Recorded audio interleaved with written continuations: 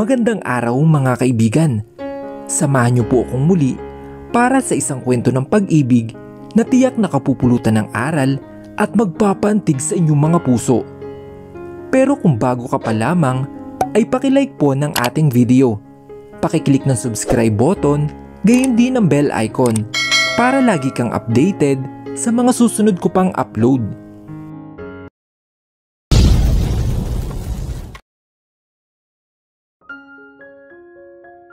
Sign this contract and you'll be leaving as a queen in 3 months.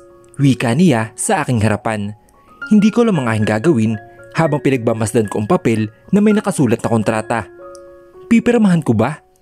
Kapag pinirmahan ko ito ay mapapagamot ko na si mama. Pero kapalit naman ito ang pagbibenta ko ng sarili ko sa isang artista. Well, hindi naman siguro benta. Parang renta lang kasi 3 buwan lang naman. Pero kahit na.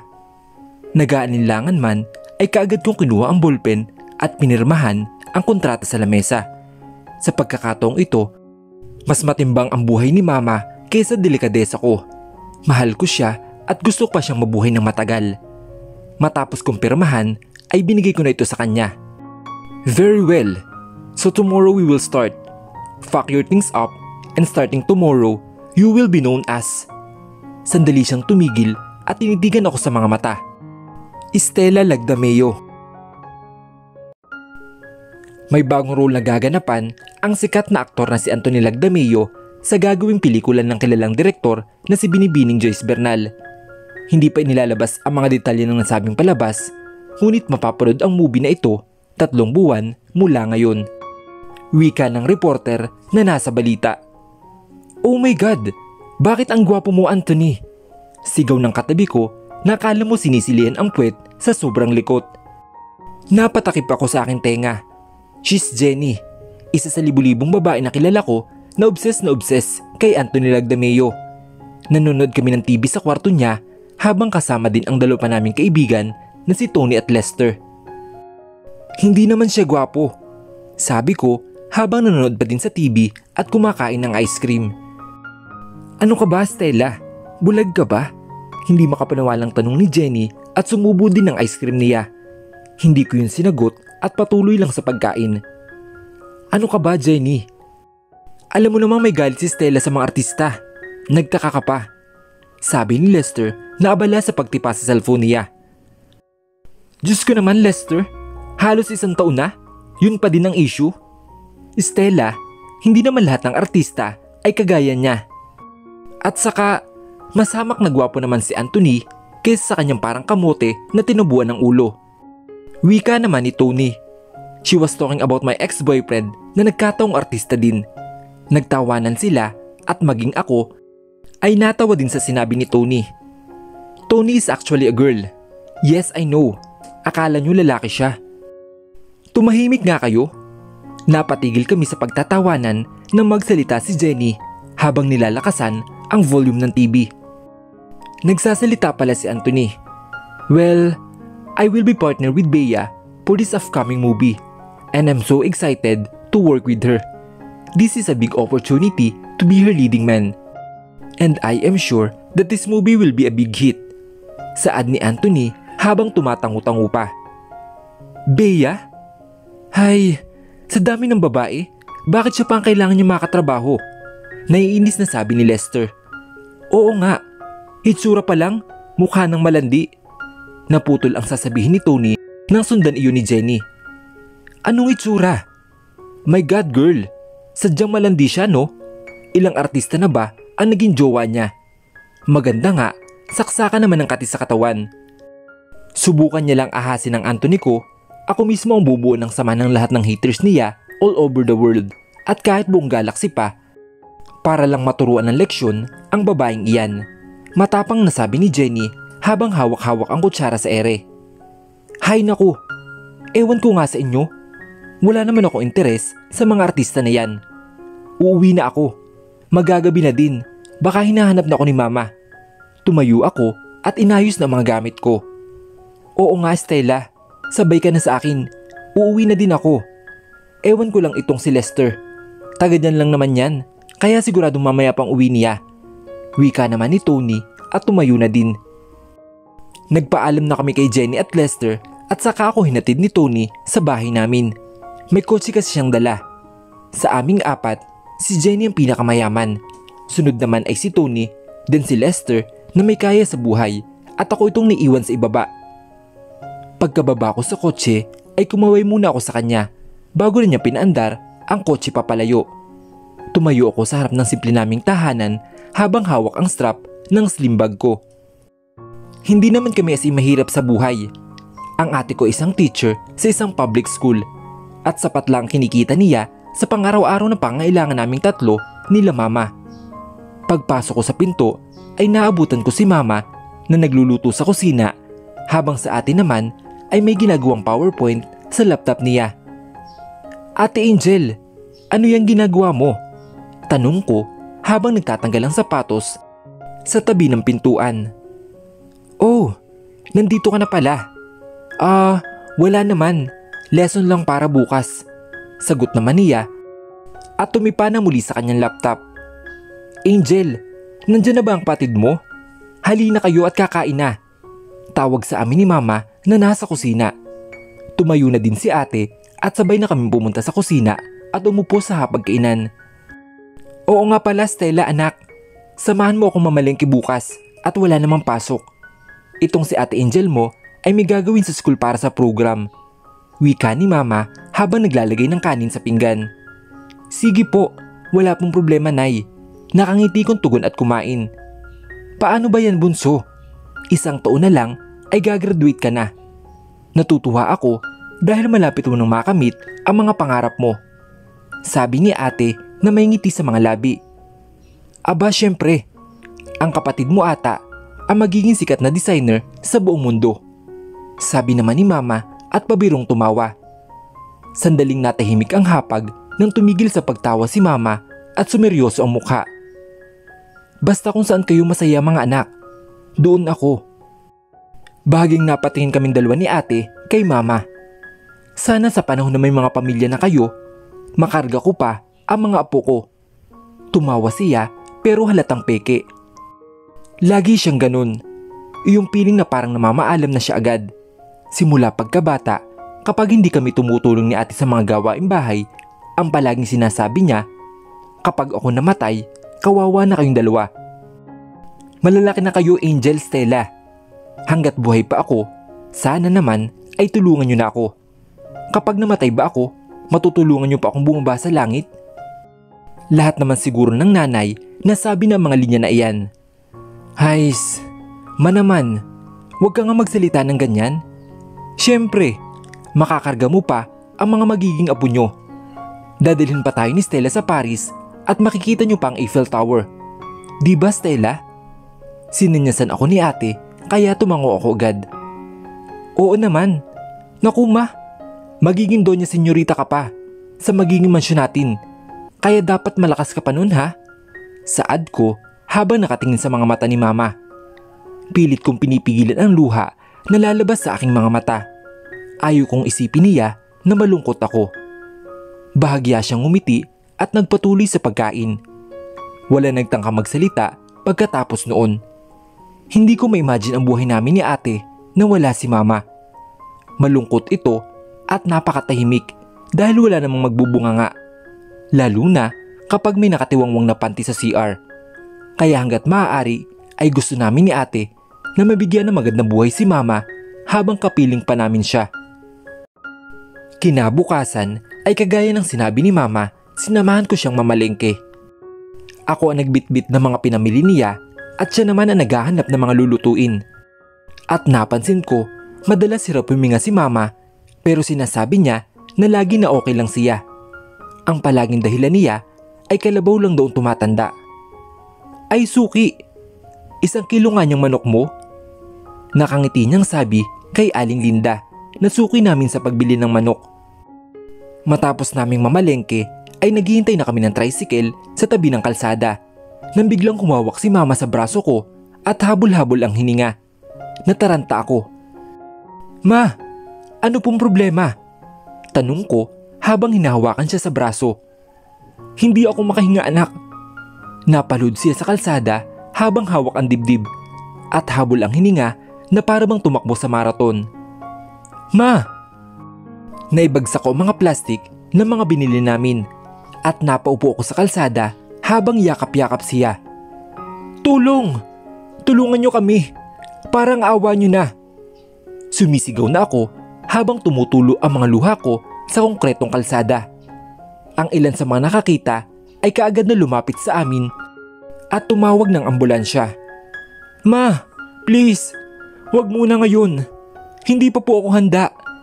Bulong ko sa pagitan ng aking paghikbi. Sa di kalayuan ay naririnig ko na ang tunog ng ambulansya na papalapit sa amin. Kumusta na si Mama? Maluhaluhang tanong ni ate na kadadating lang galing sa paaralan. Nandito kami sa ospital kung saan dinala si Mama pagkatapos na nangyari kanina. Mahimbing siyang natutulog habang hawak-hawak ko ang kanyang kamay. Halos tawagin ko na ang lahat ng santo sa langit para lang hilingin na sana ay maayos lang ang kalagayan ni Mama. Mamaya pa malalaman ang result ate, pero mukhang maayos lang naman siya. Nakangiti kong tugon at hinalikan ng kamay ni Mama. Excuse me po, wika ng isang matangkad na lalaki na nakaputi at may hawak namang papeles. Pareho kaming napatingin ni ate sa doktor na lumapit sa amin. Napatayo kami at kapwa kinakabahan sa sasabihin ng doktor. Wala namang problema siguro kay Mama, di ba? Siguro ay nanghina lang siya, kaya siya di makahinga, di ba? Positivity is spreading all over my mind. Ang tanging hinihiling ko ay maayos lang si Mama. May sakit po ba si Mama? Tanong ni ate at napapansin ko ang panginginig ng kamay niya. Magiging honest ako sa inyo, Mang Iha. Ang kondisyon ng nanay ninyo ay malubha na, sabi ng doktor. Lalong kumabog ang dibdib ko dahil sa aking narinig. Napahigpit ang kapit ko sa bakal na release ng hospital bed. Ano pong sakit niya? Nanginginig na tanong ni ate at pilit na pinipigilan ang pagtulo ng mga luha sa kanyang mga mata. Kagaya ni Ate Angel ay takot akong mawala si Mama.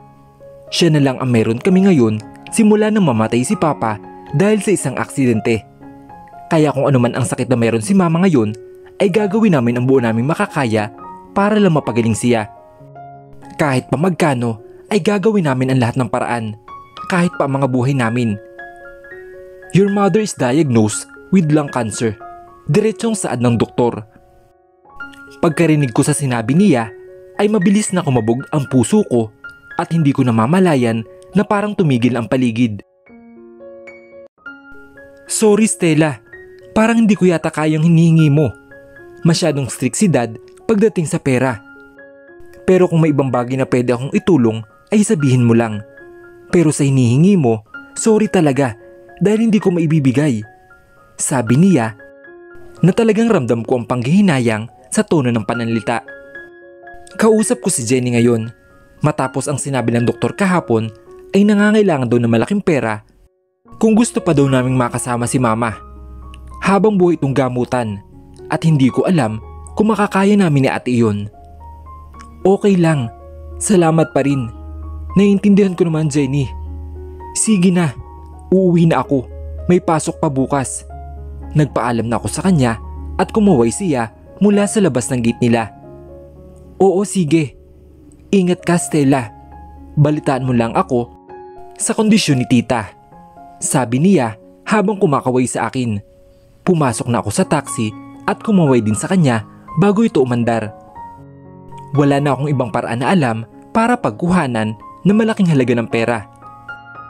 Nagpakawala ako ng buntong hininga habang nakatingin sa bintana ng taxi. Sobra na ito. Kailangan kong magpahinga. Nagpababa ako sa isang coffee shop. Pagkatapos magbayad ay pumasok na ako at umorder sa counter. Isang cappuccino nga miss, sabi ko sa babaeng nasa counter. Okay po ma'am. 5 minutes po for your order. May sinulat pa siya sa papel at ako naman ay humanap na ng maupuan. Napadpad ako sa isang upuan na katabi ng glass wall. Kaya kitang-kita ko ang ganda ng liwanag sa labas na nagmumula sa mga tindahan at matataas na building.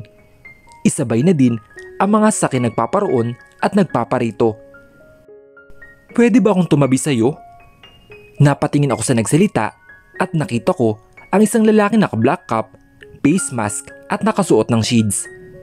Hindi pa man ako nakakasagot ay umupo na siya sa harapan ko at tumingin din sa glass wall ng cafe.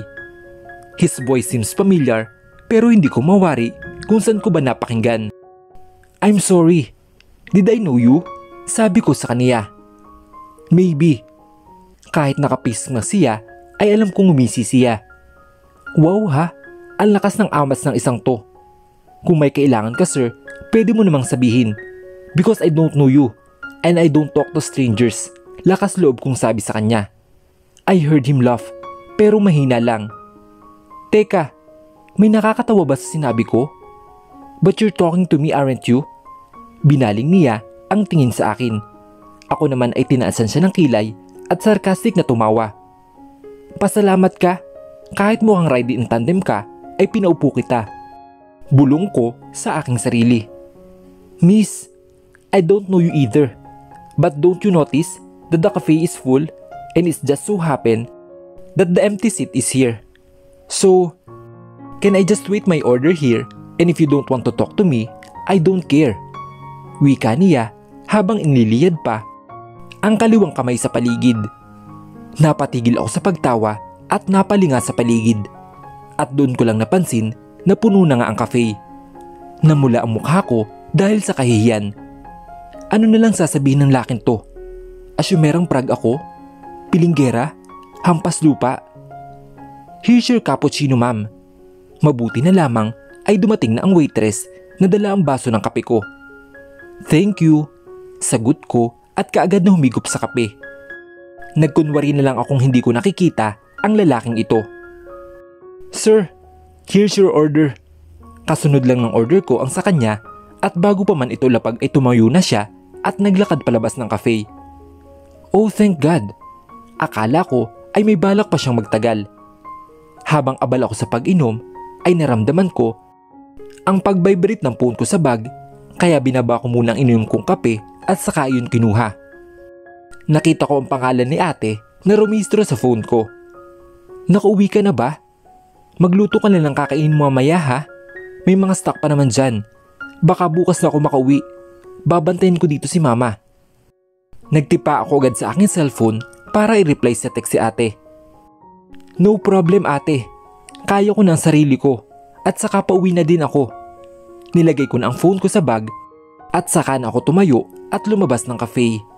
Gabi na din at kailangan ko na ngang umuwi. Baka mamaya ay may akit bahay na sa amin. Nakawin lahat ng gamit. Medyo malayo ang parada ng jeep kaya kinailangan ko pa itong lakarin. Hindi naman ako nabagot sa paglalakad dahil nakikita ko ang ganda ng paligid kapag gabi. Maliwanag ang mga ilaw ng bawat tindahan at ang langit na namumutiktik sa mga bituin. Relaxing, I whispered while gulping my coffee. Sa di kalayuan ay may natatanaw akong tumatakbo. Papalapit ba to sa akin? Napatingin ako sa likod ko upang tingnan kung may tao ba doon pero wala naman. Pagbaling ko, ang tingin ko sa harapan ay ilang metro na lang ang layo niya at nang makalapit ay bigla niya akong hinila sa may iskinita kaya nahulog ang kape ko sa krasada. Walang Jo, hindi ko pa nakakalahati yun. At walang ano-ano ay sinandal niya ako sa pader. Teka, parang ito yung lalaki sa cafe kanina ah. Pero wala naman siyang face mask at ang shades niya ay nakasabit na sa damit niya. Paano ko nalaman na siya? Napansin ko kasi ang suot niyang damit. Ikaw na naman? Pasigaw ko yung sinabi. At di pa man tapos ang sasabihin ko ay tinakpan na niya ang bibig ko. Tumahimik ka lang, sabi niya sa pabulong na paraan. Malikot din ang mga mata niya at animoy may pinagtataguan. OMG, did you see him? Sigaw ng isang babae. Hindi nga eh, pero ang alam ko, nakita ko siyang tumakbo papunta dito. Sigaw ng pangalawang babae. Ano ba yan? Nasaan na ba siya? Nanghihinayang na saad ng pangatlong babae. Anthony, babe, nasan ka na? Sigaw ng huling babae. Dinig ko silang nagsisigawan at pakiramdam ko ay malapit na sila sa pwesto namin. At ano daw? Anthony? Sinong Anthony? Tinanggal niya ang pagkakatakip sa bibig ko. at lumingon sa pinanggalingan ng sigaw, ngunit mabilis lang iyon at muling bumaling sa akin. Shit! Nandito sila! Mahina niyang mura at hindi maganda ugaga sa puli-uling lakad sa aking harapan at animoy nag-iisip ng gagawin. Hanggang mag-sink in sa utak ko ang lahat ng nangyari at napakinggan. Pinakatitigan ko ang taong kaharap ko ngayon. Nanlaki ang mga mata ko dahil sa aking napagtanto. Ano? Ikaw si Anthony Lagdameo? Naputol ang sasabihin ko. Oh my God! He's a jerk! At biglang hinalikan ako. Nakataligod siya sa daan kaya kitang-kita ko ang mga babaeng nagtakbuhan papalampas sa amin.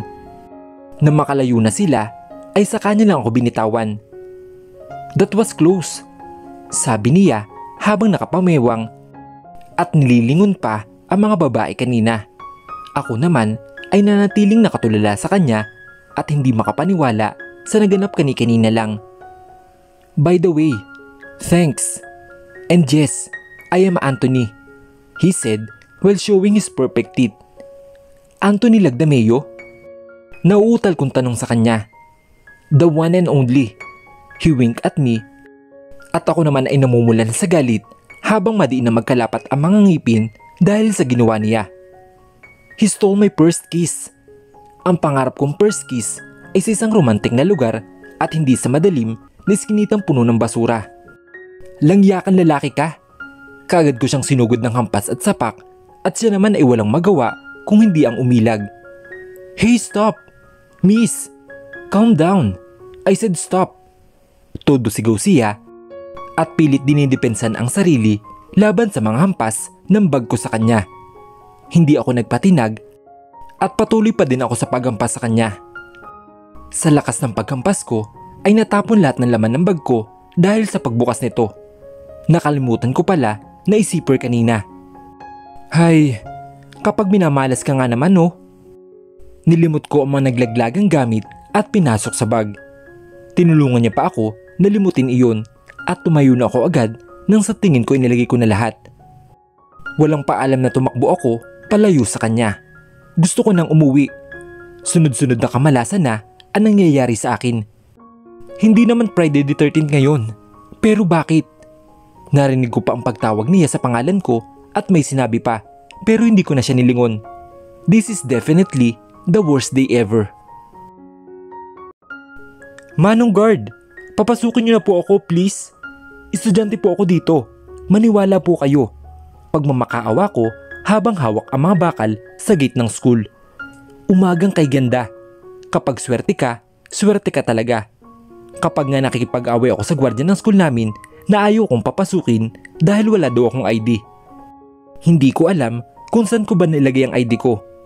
Hay, saan ko ba talaga nilagay yun? Mukhang absent talaga ako ngayong araw.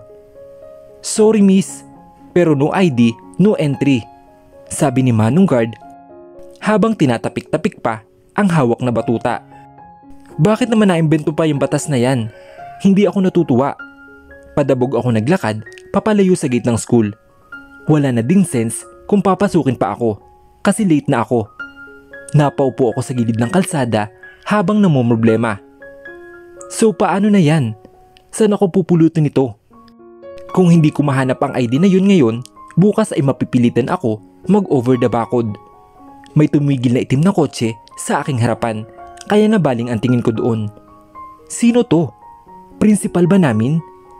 Bumaba ang bintana sa driver's seat at sa ngalan ng pangit naming prop sa mat, bakit nakita ko na naman ang lapastangan lalaki na ito. You look like a homeless schoolgirl na napalayo sa bahay, patawan niyang sabi sa akin. Nagdidilim ang paningin ko. Pigilan niyo ako at kung hindi, babasagin ko ang mukha ng artistang to. Bakit ka ba nandito? Pasigaw kong tanong sa kanya. Yesterday, you left your ID that fell out of your bag. And now I seem to know why you're here on the side of the road. Wika niya sa akin. Nanlaki ang mga mata ko at agad ako napatayo at saka humawak sa bintana niya. Nasaan na yung ID ko? Nanggagaliiting tanong ko sa kanya. Sumasabay pa ang init ng araw sa ilit ng ulo ko. Wait! It's here! Kalma ka lang. May kinalkal siya sa likod ng upuan niya, pero makalipas ang ilang minuto ay wala siyang nailabas na ID. "Oh, I think I left it in my room," sabi niya na aktong nag-iisip pa. Tinaasan ko siya ng kilay. "No wonder how you became a famous actor, Anthony Lagdameo," madiin kong sabi sa kanya. At nakita ko na tumawa lang siya, kaya pinaningkitan ko siya ng aking mata. Konti na lang talaga at mapipilitan na akong bigyan ng pabaon na black eye ang lalaking ito. "Don't be serious. Babalikan ko lang saglit. Dito ka lang." Pinutol ko ang sasabihin niya. "Hep hep hep. Anong babalikan? Tapos tatakasan mo ako? Mauuto mo ang lahat ng nanonood sa'yo pero hindi ako. Kung uuwi ka, sasama ako para sigurado." Pagmamatigas ko sa kanya. "That's it. Just get on board," sabi niya, then tap something in the door. Kaagad ako naglakad papunta sa passenger seat sa tabi niya at nagsimula na siya magmaneho. Walang umiimik habang nasa biyahe kami. Hindi kami close, no? At saka may atraso pa siya sa akin. Maya-maya ay lumiko kami sa isang gate na pinagbuksan ng mga guard doon. Patuloy lang siya sa pagmamaneho at ako ay nakatingin sa nadadaanan namin. Marami ditong puno at mukha siyang asyenda sa sobrang laki. "Wow!" Iyon na lamang ang nasabi ko habang patuloy sa pag-andar ang kotse.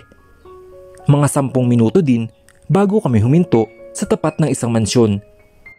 Maraming bodyguard sa labas at ang mga katulong ay isa-isang nagsilabas sa malaking pintuan ng bahay. "Do you want to stay here or go with me inside?" Tanong niya sa akin. Hindi ako sumagot at nauna pa akong bumaba sa kanya sa kotse. Narinig ko pa siya na nagsalita bago ko isara ang pinto. "Oh, she's rude," he whispered, but I heard it. Bumaba na din siya at naunang naglakad kaya sumunod na lang ako.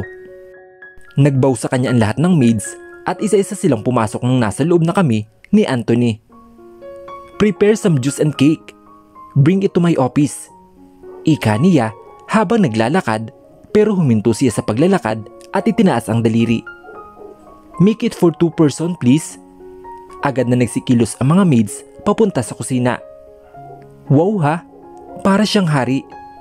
"Follow me," he commanded me. As he said, ay sinundan ko nga siya.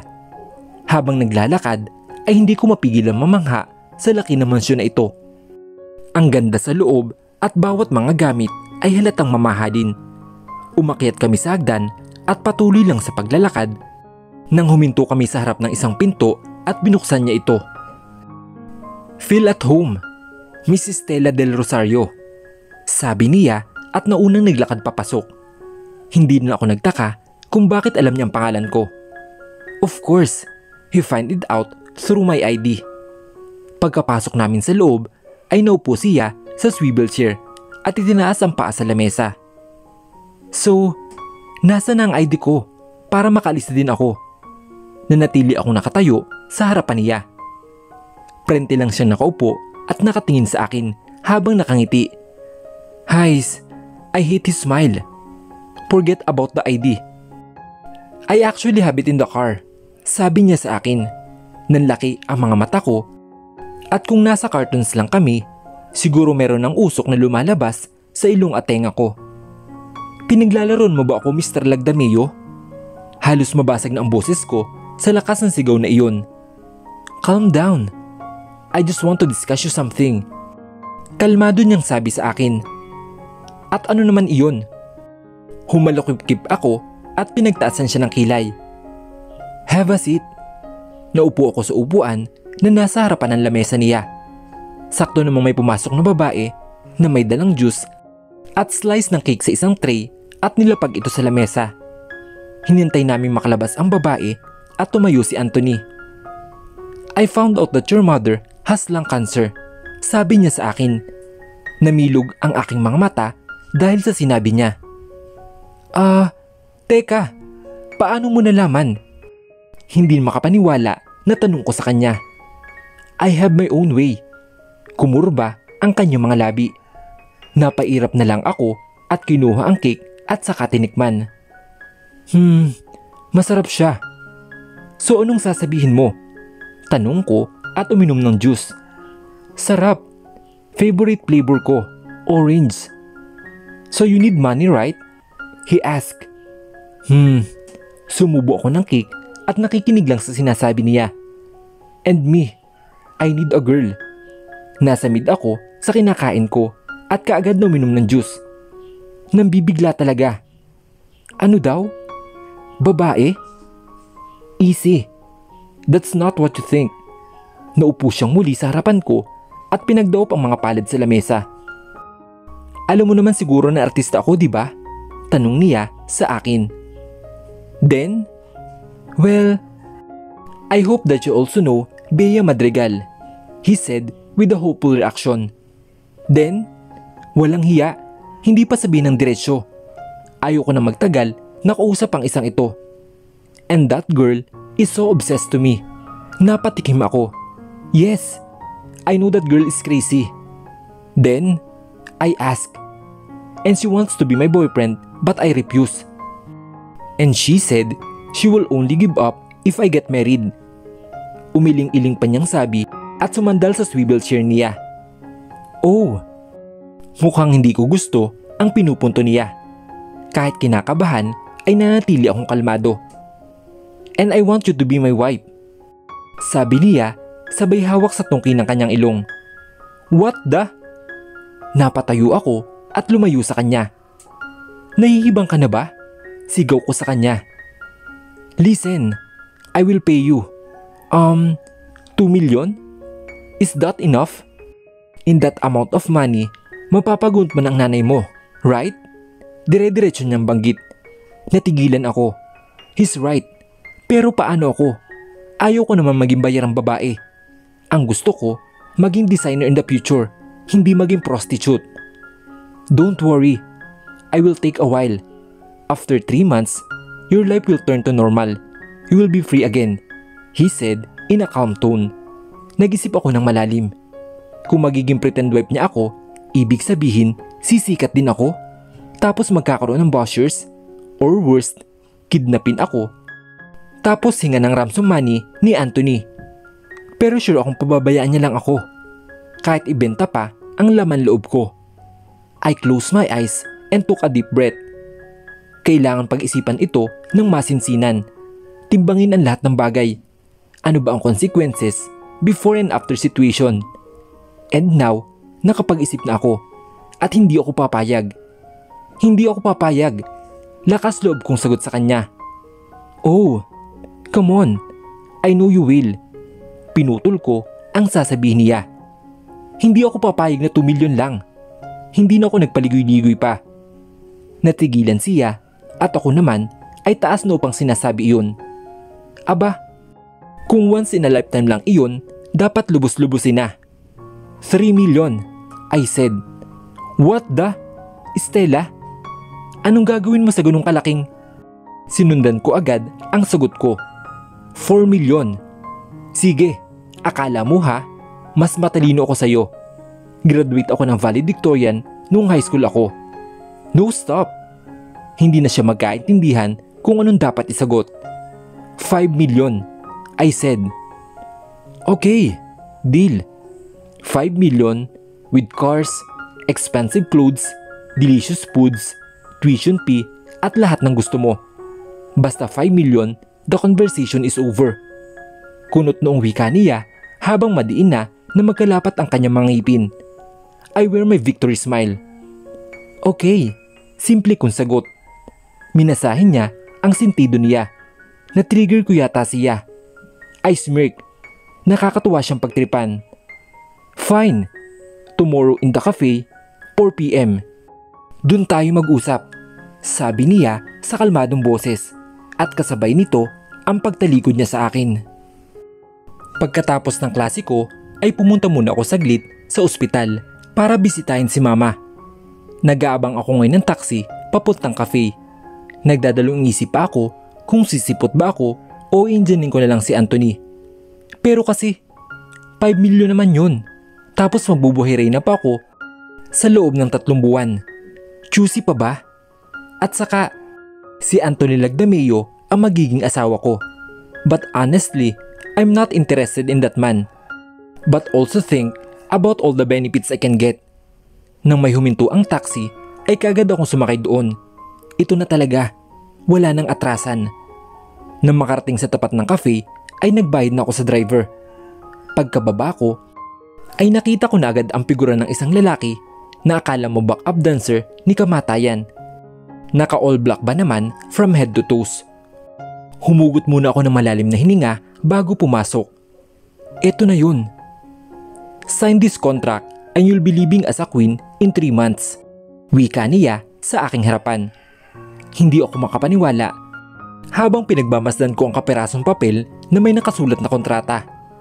Pipirmahan ko ba? Kapag pinirmahan ko ito, ay mapapagamot ko na si mama.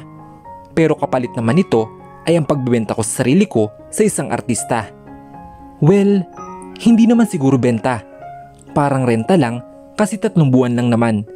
Pero kahit na, nag-aalinlangan man ay kaagad kong kinuha ang ballpen at pinirmahan ang kontrata sa lamesa. Sa pagkakataong ito, mas matimbang ang buhay ni mama kaysa sa delikadesa ko. Mahal ko siya at gusto ko pa siyang mabuhay na matagal. Matapos kong pirmahan ay ibinigay ko na ito sa kanya. He was just looking at the contract with a playful smile na kinabubisitan ko. Very well. So tomorrow, we will start. Pack your things up and starting tomorrow, you will be known as. Sandali siyang tumigil sa pagsasalita at tinitigan ako sa mga mata. Stella Lagdameo.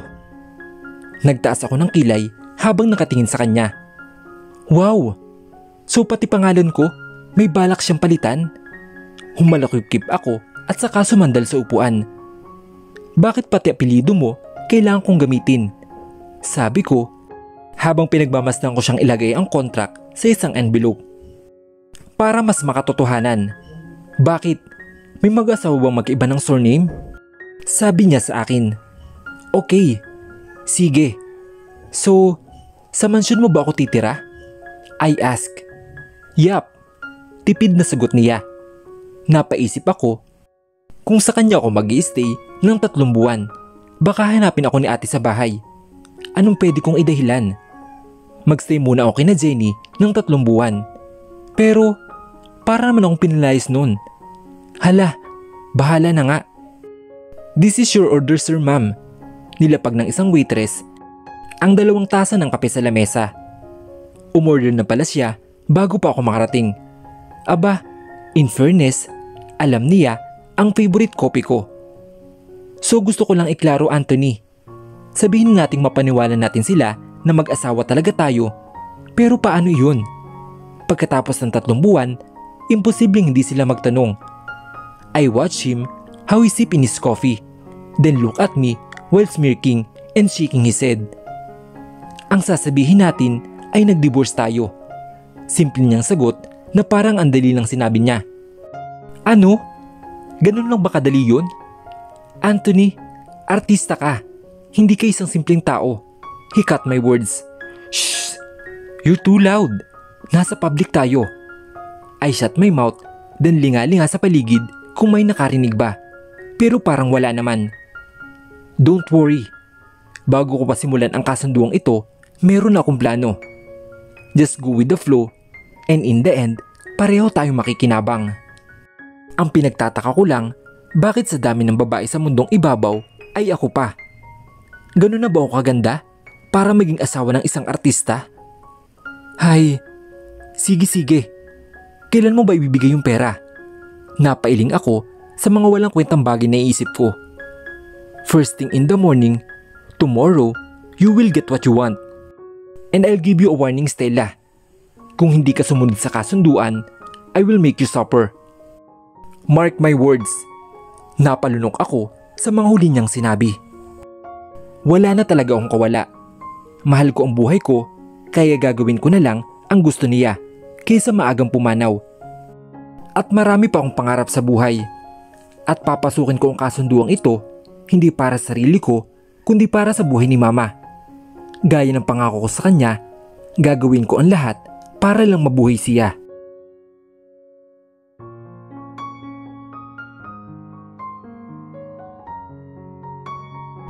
Paano haharapin ni Stella del Rosario ang kasunduan na maging asawa ang isang sikat na personalidad na si Anthony Lagdameo kapalit ng malaking pera? Hanggang saan kaya ang kaya niyang isakripisyo para lang matulungan ang kanyang inang may sakit? Ano ang naghihintay na kapalaran sa buhay nila? Sabay-sabay po nating tunghayan sa susunod na kabanata ng ating kwento. Hanggang sa muli mga kaibigan. Paalam!